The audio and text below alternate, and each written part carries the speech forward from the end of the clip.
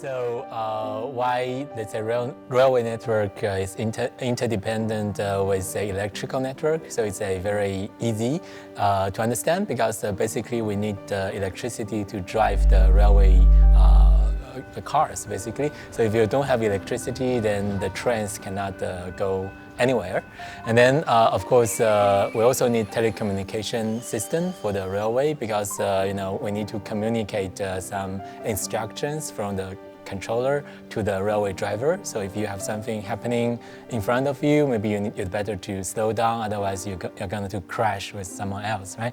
And then of course we also have interdependency between the telecommunication and electrical system, simply because we need power to drive the telecommunication system, and at the same time we also need telecommunication system to control the complex electrical network. Yeah.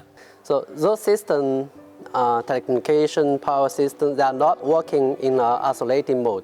So they are also not settled in a peaceful world, which means they're constantly challenged by a variety of external threats, like extreme weather event, like nature disaster, especially in the context of a global climate change, right?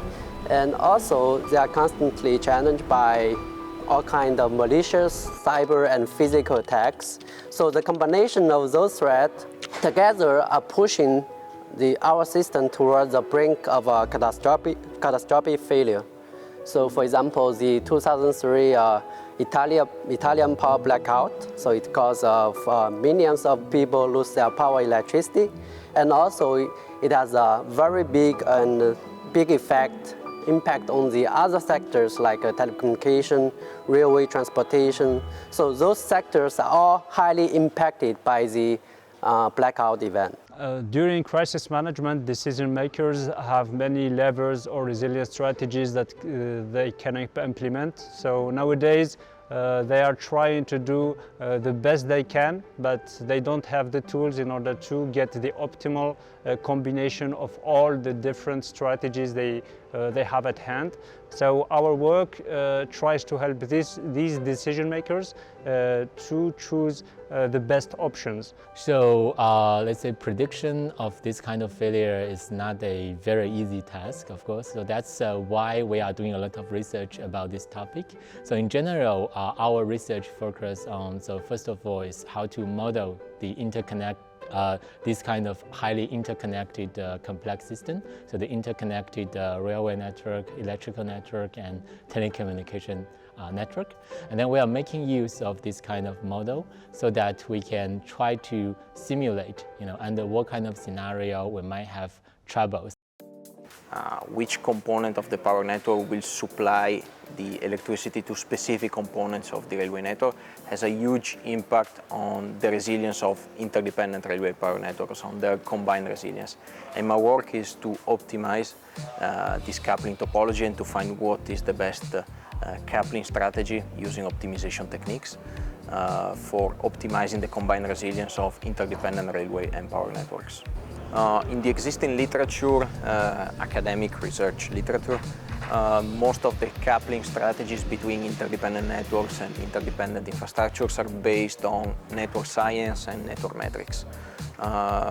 These strategies are heuristics. They do not guarantee a global optimal solution, while our approach, under some mild assumption, guarantees an optimal solution. And it outperforms the network metrics-based coupling strategies. So a resilient railway system or a resilient electric system are really based on a resilient telecommunication system. Why? Because all the systems, they communicate with one another, and they really depend on a resilient telecommunication system. Lots of industries, they try to make their equipment more intelligent. A solution for that is to adopt a 5G system. So 5G system becomes an enabler for this kind of smart industry. So my work is to model a 5G system and try to verify if 5G is enough or with certain configuration is able to satisfy the requirements from the vertical industries. So the three networks are complex for different reasons, and my focus in my PhD thesis is to address the complexity of specific fleet systems, what we call also distributed systems.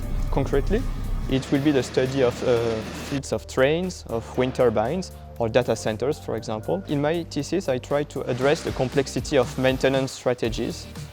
Because they are networks and they must ensure a certain level of service with some safety constraints, we must design maintenance strategies at the system level. And designing such maintenance strategies is a complexity in a sense.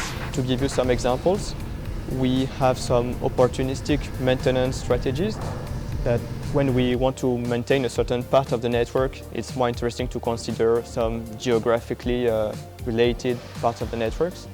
Or also to make sure that when we have 1 or 2 trains failed, it's not too bad, but we don't want to have 20 trains failing at the same time. So that's why we need to consider the system as a whole, and the maintenance strategy is critical to ensure this specific level of service at the cheapest cost. Our team is working in the RAMS field, meaning that we are looking at the reliability, availability, maintenance and safety of industrial systems and critical infrastructures.